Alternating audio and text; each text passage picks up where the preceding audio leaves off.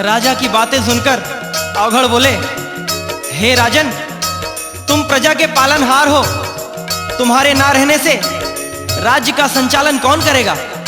यदि राजा नहीं होगा तो प्रजा को कौन देखेगा? इसलिए तुम्हारा मांस खाना उचित ना होगा। यह बातें सुनकर राजा चिंतित हो उठे। राजा को चिंता में देख रानी चांगुणा औघड़ से कहती हैं,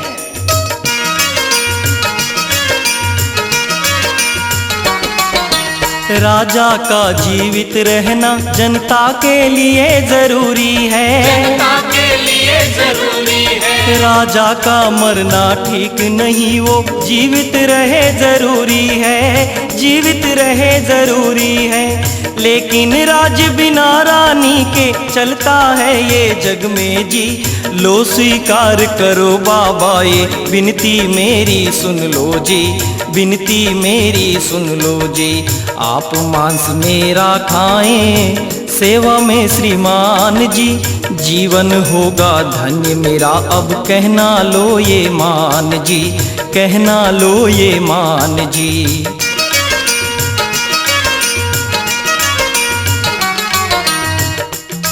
रानी की बात सुनकर औघड़ बोलते हैं, हे रानी, मैं नारी का मांस नहीं खाता क्योंकि वो तो जननी है, और मैं जननी का मांस कैसे खा सकता हूं? तब चांगुणा कहती है, हे प्रभु, आप राजा का मांस नहीं खाएंगे, मेरा मांस भी नहीं खाना चाहते और मन इच्छित भोजन भी चाहते हैं। ये तो बड़ी विकट समस्या है महाराज। इस समस्या का समाधान कैसे होगा? आप ही इसका कोई रास्ता बताइए। औघड़ मुस्कुराने लगे और बोले, चांगुणा, तुम्हारी इस समस्या का हल मेरे पास है। चांगुणा ने पूछा, क्या हल है महाराज? तब औघड़ बोले,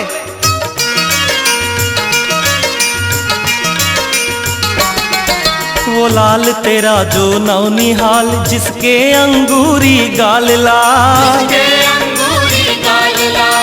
फूलों जैसा जो कोमल है, नन्हे नन्हे हाथ लाल, नन्हे नन्हे हाथ लाल। धूमिल हो जाए छूने से जिसका सुंदर तन है लाल, जिसके तन में हर नस नस में लहू बहे है लाल लाल, लहू बहे है लाल लाल। तेरा चिल्या चंचल बालक, तेरा जीवन प्राण री, मांस खिला दे उस बालक का, खुश होगा मेहमान री, खुश होगा मेहमान री।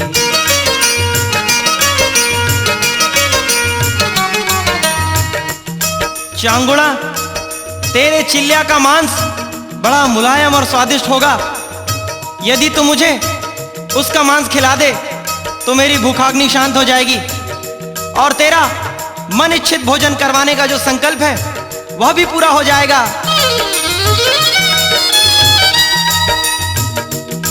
औघड़ की बात सुनकर मानो चांगुणा के प्राण ही निकल गए।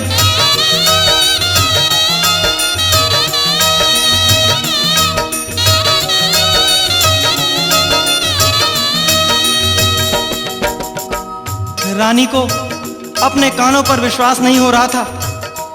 मन ही मन भोलेनाथ से कहती है, हे भोलेनाथ, क्या इसी दिन के लिए मैंने इतनी भक्ति की थी?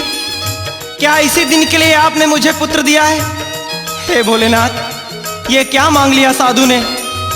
हे भोलेनाथ, ये सब सुनने से पहले मैं मर क्यों नहीं गई?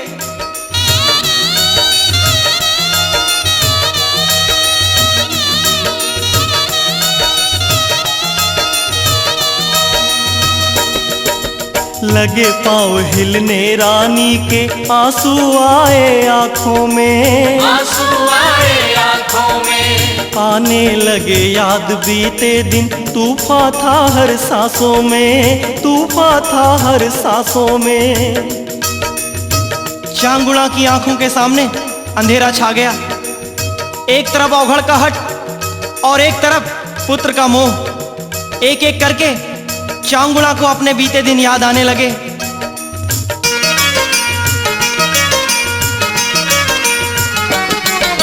सुनी थी जब कोख ये मेरी, लोग मुझे बांझन कहते।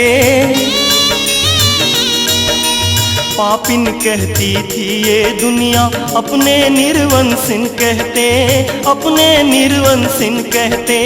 कान पक गए ताने सुन के,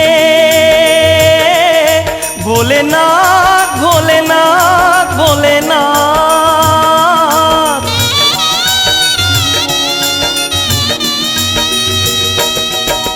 कान पक गए ताने सुन के, झड़ी लगी अपमान की।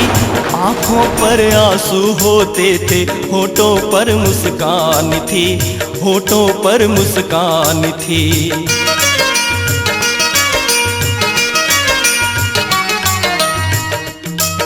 ये सारी बात याद करते करते चांगुड़ा औघड़ से कहती है, हे बाबा, जिस पुत्र को मैंने बड़े लाड़ प्यार से पाला है, जिसे कभी मैंने धूप भी नहीं लगने दी महाराज, अपने उसी लाल को जो हमारे कुल का दीपक है, जो मेरे जीवन का सहारा है, जो मेरी आंखों का तारा है, आज उसी कलेजे के टुकड़े को मैं कैसे मार सकती हूँ महाराज। रानी की बातें सुनकर औघड़ क्रोध में आ गए और उठकर जाने लगे।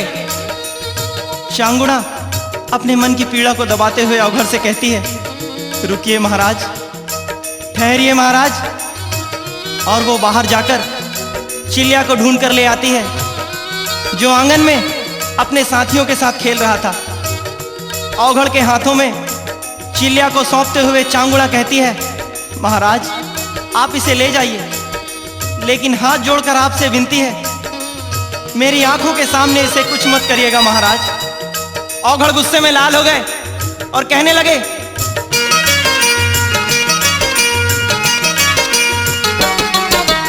औघड़ बोले, इसको लेकर किस जंगल में जाऊंगा, किस जंगल में जाऊंगा। मैं जंगल का पशु नहीं जो कच्चा मांस चबाऊंगा, कच्चा मांस चबाऊंगा। ले जा अपना बेटा रानी, इसके 100 टुकड़े कर दे, और लगन से उसे पका तू, थाली परोस के भोजन दे, थाली परोस के भोजन दे। खातिर करना सीख चांगुड़ा, घर आए मेहमान की। कैसी शिव की भक्तन है तू, कैसा है भगवान री, कैसा है भगवान री। जा ले जा अपने बेटे को और खुद अपने हाथों से काटकर अच्छी तरह से पकाकर थाली में सजा के मुझे लाकर दे। बस इतना सुनना था कि चांगुड़ा का रंग नीला पड़ गया, वो पत्थर सी हो गई। देर होते देख औघड़ फिर चिल्लाए, चांगुड़ा क्या तू अपने दिए हुए वचन को भूल गई? अब मैं नहीं रुकने वाला, लेकिन जाने से पहले मैं तुझे ऐसा श्राप दूंगा कि तुम्हारा ये सारा कुल, सारा परिवार नष्ट हो जाएगा। श्राप की बात सुनकर चांगुड़ा बिलक पड़ी। पलक झपकते ही उसकी आंखों के आंसू सूख गए, उसकी ममता मानो पत्थर सी हो गई। उसने चिल्लिया का हाथ पकड़ा और रसोई घर की ओर ले जाने लगी, जैसे कोई कसाई बकरे को कसाई घर में ले जाता हो। मासूम सा चिल्लिया सहमा सा, डरा सा अपनी माँ को देखता रह गया। माँ ने चिल्लिया को एक झटके से पाटे पर लिटा दिया और तलवार को उसकी गर्दन पर रख दिया। नन्हा सा चिल्लिया यह सब देखकर घबरा गया।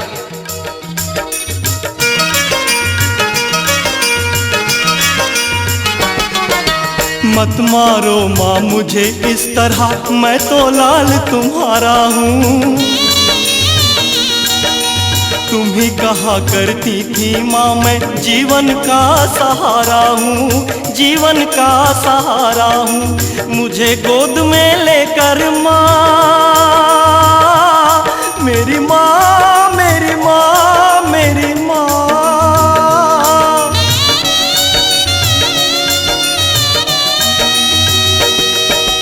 मुझे गोद में लेकर माँ तुम आंचल में खिलाती थी, चूम चूम कर मुखड़ा मेरा कितना खुश हो जाती थी, कितना खुश हो जाती थी। मुझे छोड़ दो करवाऊंगा तीरथ चारों धाम री, दया करो मेरी माँ मुझ पर, तू तो बड़ी महान री, तू तो बड़ी महान री।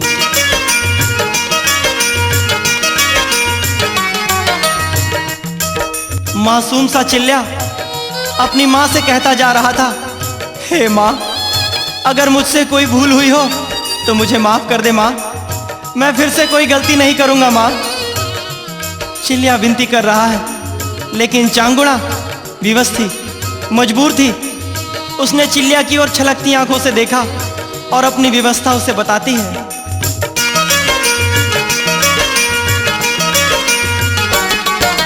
मेरे लाल कोई भी माँ क्यों काटेगी अपना बेटा,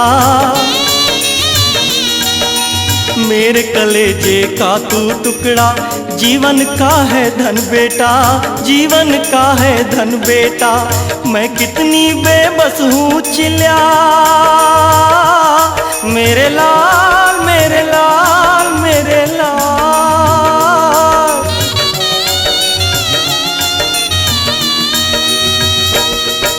मैं कितनी बेबस हूँ चिल्ला, कैसे तुझे बताऊँ मैं, अवघड़ का कहना है तेरा, मांस उसे खिलाऊँ मैं, मांस उसे खिलाऊँ मैं।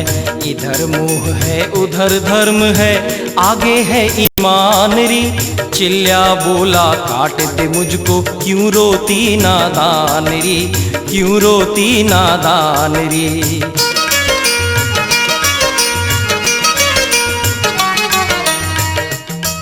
चांगुड़ा ने जब चिल्ला को सारी बातें बताई तो चिल्ला अपनी माँ का हौसला बढ़ाते हुए कहता है कि हे माँ, इससे बढ़कर मेरे लिए और क्या बात हो सकती है। मैं बड़ा भाग्यशाली हूँ माँ कि मेरा ये शरीर आज तेरे काम आ रहा है। धन्य हो गया मेरा जीवन और धन्य हो गई तेरी कोख। चिल्ला माँ को दिलासा देते हुए कहता है कि माँ, तू क्यों चिंता करती है, मैं भोले बाबा से प्रार्थना करूंगा कि फिर से तेरी कोख से जन्म लूं। अब इस शुभ कार्य में देरी मत कर मां, मैं तैयार हूं, ले मुझे काट दे और मेरा मांस अवघड़ बाबा को खिलाकर अपना धर्म निभा दे मां। वचन की याद आते ही चांगुड़ा का पुत्र मोह पत्थर हो गया। उसे कुछ भी होश न रहा कि वह क्या करने जा रही है। देखते ही देखते उसने चिल्ला का सर धड़ से अलग कर दिया। हाय रे विधाता, ये कैसा तेरा खेल, इसे देखकर तो पत्थर का कलेजा भी कांप उठेगा। जिस बेटे को इतनी मन्नतें मांगकर पाया था, उसी कलेजे के टुकड़े को मां ने आज अपने हाथों से टुकड़े टुकड़े कर दिया।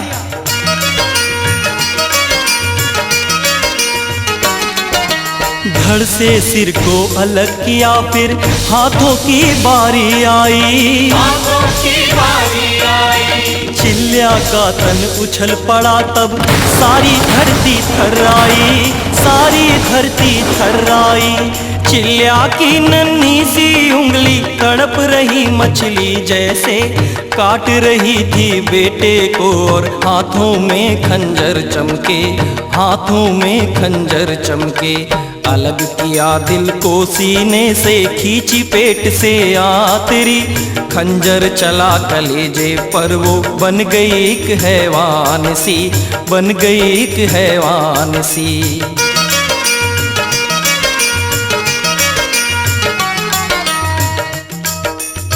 ये कैसी भाग्य की विडंबना है भक्तों।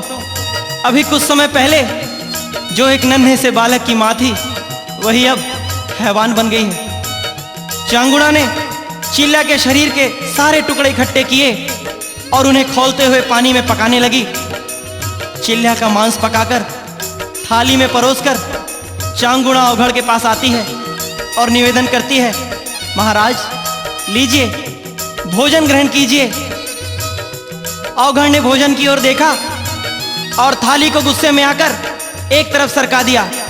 और चिल्लाया, चांगुड़ा, ये भोजन है या अवघड़ को गुस्से में आया देख रानी घबरा गई और पूछने लगी, अब क्या भूल हो गई महाराज?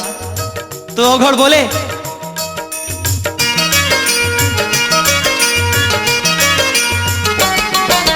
सिर का मांस कहाँ थाली में, भोजन अभी अधूरा है, भोजन अभी अधूरा है। स्वाद है जिसमें वो तो घर में, ये भोजन तो कूड़ा है, ये भोजन तो कूड़ा है। तू उल्टा कपटी नारी है, भोलेनाथ भोलेनाथ भोलेनाथ।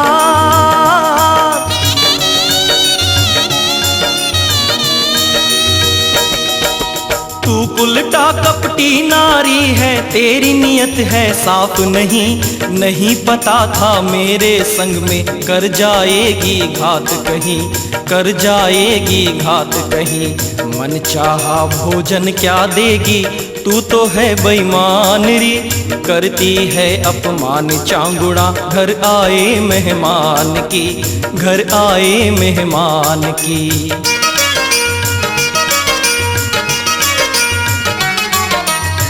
चांगुड़ा, इसमें सिर का मांस क्यों नहीं है? तूने उसका सिर कहां छिपा कर रखा है? अरे सिर का मांस ही तो सर्वोत्तम भोजन होता है, जिसमें 5 आवश्यक अंग होते हैं, आंख, नाक, कान, मुंह और दिमाग। ये 5 अंग यदि भोजन में नहीं रहेंगे तो मेरे लिए ये भोजन खाना बेकार है। चांगुना ने डरते डरते कहा, महाराज, मां की ममता अंधी होती है, ये जानते हुए भी कि चिल्ल्या अब इस संसार में नहीं है, लेकिन उसी ममता के वश में आकर मैंने उसका सिर रसोई घर में छिपा कर रख दिया था कि रोज उसके चेहरे को देखकर ही अपने मन को तसल्ली दे लूंगी। लेकिन आप नाराज ना हो, मैं उसका सिर भी लेकर आती हूं। अवघड़ बोले, चांगुड़ा, मेरी बात को ध्यान से सुन। अब मेरी आंखों के सामने तू चिल्ल्या का सिर ओखल में डालकर उसे कूटेगी, और ध्यान रहे उसे कूटते हुए तेरी आंखों में आंसू नहीं आने चाहिए, और ऐसा करते हुए तू मंगल गीत गाएगी। प्यारे भक्तों, चांगुड़ा चिल्ल्या के सिर को कूटते हुए ये गीत गाती है।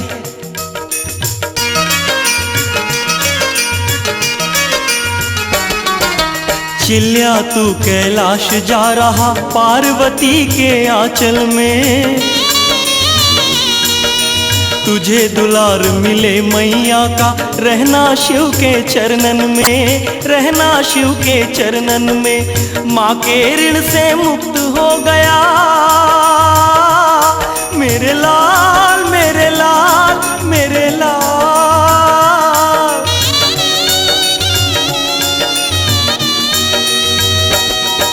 माँ के ऋण से मुक्त हो गया, अब तेरा क्या नाता रे, याद रहेगा बेटा तुझको, माँ ने तुझको काटा रे, माँ ने तुझको काटा रे।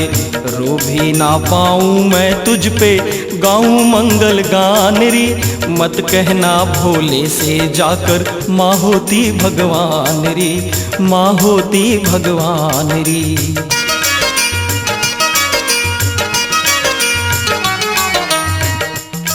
चांगुड़ा सिर का मांस पकाकर फिर से थाली परोसकर अवघड़ बाबा के लिए लेकर आती है।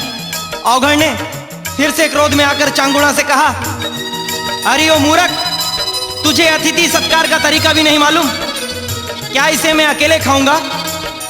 तुम लोग भी मेरे साथ मिलकर ये भोजन खाओगे। सुनकर चांगुड़ा फूट फूट कर रोने लगी।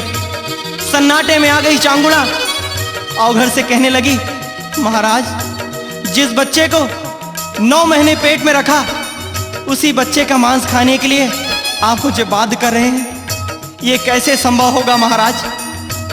अवघड़ फिर से क्रोध में आ गए और उठकर जाने लगे। राजा और रानी फिर से बाबा के पैर पकड़ लेते हैं और कहते हैं,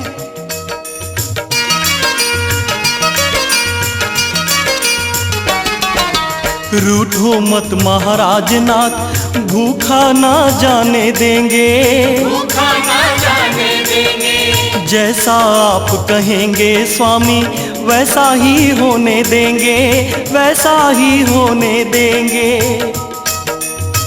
राजा रानी सोचते हैं यदि अब बाबा का कहना नहीं मानेंगे तो बेटे का बलिदान व्यर्थ चला जाएगा और हम दोनों तरफ से पाप के भागीदार बनेंगे। इसलिए यही अच्छा होगा कि हम लोग अवघड़ की बात मान लेते हैं। अवघड़ कहते हैं तो जाओ 3 थालियां और परोस कर ले आओ। रानी रसोई घर में जाती है और 3 थाली भोजन और परोस के ले आती है। अवघड़ के साथ राजा श्रेयाल और रानी चांगुड़ा भोजन करने बैठ जाते हैं। तब रानी चांगुड़ा पूछती है, महाराज ये 4थी थाली किसके लिए मंगाई है आपने? महाराज ये 4थी थाली किसके लिए मंगाए हैं? किसके लिए मंगाए हैं? हम तो 3 यहाँ बैठे हैं, 4था कोई बुलाए हैं, 4था कोई बुलाए हैं। चांगुड़ा की बात सुनकर अवघड़ बोले,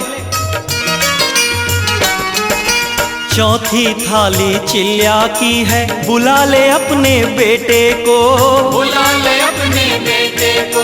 वो भी भोजन साथ करेगा तब खाएंगे भोजन को, तब खाएंगे भोजन को।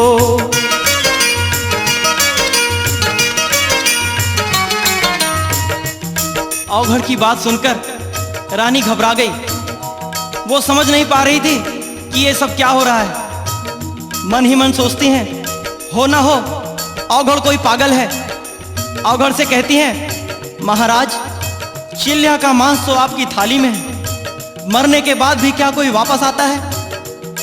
अवघड़ फिर से हट करते हैं और कहते हैं कि तू बुला, आवाज लगा चिल्ल्या को। चांगुड़ा बच्चे को काटते समय यदि तेरे मन में शिव के प्रति अटल विश्वास रहा होगा, सच्ची भक्ति रही होगी, तो चिल्ल्या तेरी आवाज सुनकर अवश्य आ जाएगा। चांगुड़ा को फिर से अवघड़ के हट के आगे झुकना पड़ा। वो उठकर द्वार पर जाती है और चिल्ल्या को आवाज लगाती है, चिल्ल्या चिल्ल्या मेरे लाल तू कहाँ है? इतने में चांगुड़ा क्या देखती है?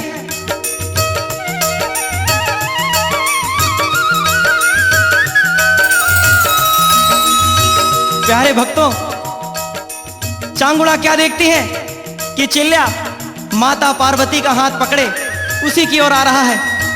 दौड़कर चिल्ल्या माँ की छाती से लग जाता है। चांगुड़ा के आश्चर्य का ठिकाना ना रहा। माँ की ममता उमड़ पड़ी। बेटे को बार बार चूमती है, बार बार सीने से लगाती है। अचानक क्या देखती है रानी कि अब अवघड़ बाबा वहां नहीं है। उनके स्थान पर साक्षात शंकर भगवान खड़े हैं। भगवान शंकर और माता पार्वती को देखकर राजा रानी के आश्चर्य का ठिकाना ना रहा। प्रभु के दर्शन पाकर दोनों धन्य हो गए। भाव विभोर होकर राजा और रानी दोनों प्रभु के चरणों में नतमस्तक हो गए। मां पार्वती ने रानी चांगुड़ा को अखंड सौभाग्यवती होने का वरदान देते हुए कहा,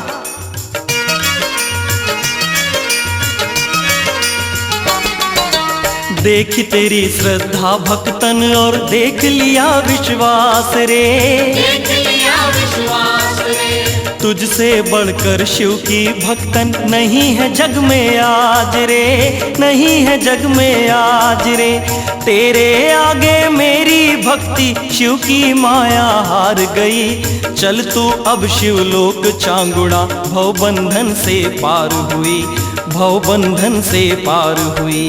राजपाट चिल्ल्या को दे तू, चल अब तू शिव धाम री। रानी चांगुड़ा शिव भक्तन का दुनिया लेगी नाम री, दुनिया लेगी नाम री।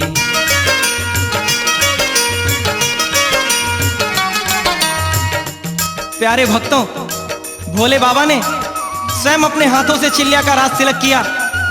धरती पर चांगुड़ा की शिव भक्ति, त्याग और बलिदान देखकर सारा देवलोक प्रसन्न हो गया। करुणा सागर भोले शंकर की अपनी परम भक्तन चांगुड़ा पर कृपा हुई।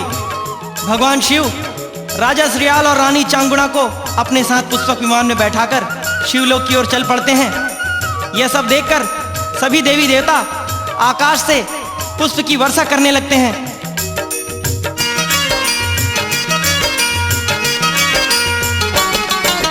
भक्ति कथा चांगुड़ा रानी की श्रद्धा है विश्वास है, श्रद्धा है विश्वास है। शिव जीवन में उन्हीं को मिलते जिनको शिव पर आस है, जिनको शिव पर आस है।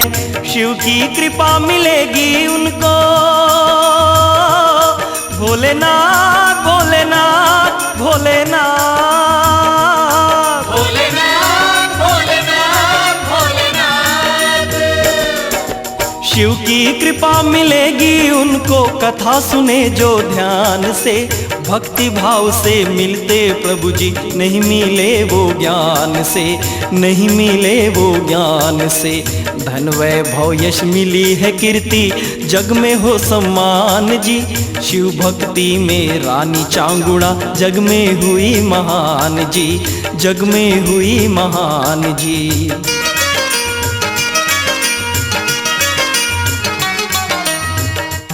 हे प्यारे शिव भक्तों, यह कथा आस्था और विश्वास की है। इस प्रकार का त्याग और बलिदान कभी हुआ करता था। आज के युग में इसकी आवश्यकता नहीं है। आज तो यदि सच्चे मन से पल भर भी भगवान को याद किया जाए तो बेड़ा पार हो जाता है। स्वयं तुलसीदास जी ने मानस में कहा है, कलयुग केवल नाम आधारा, सुमरि सुमरि नर उतर ही पारा। प्रभु की कथा का कोई अंत नहीं है। प्रभु तो स्वयं अनंत हैं। हरि अनंत, हरि कथा अनंता। हे प्यारे भक्तों, यह कथा सुनाते हुए यदि जाने अनजाने में मुझसे कोई भूल हुई हो तो कृपया मुझे क्षमा करें।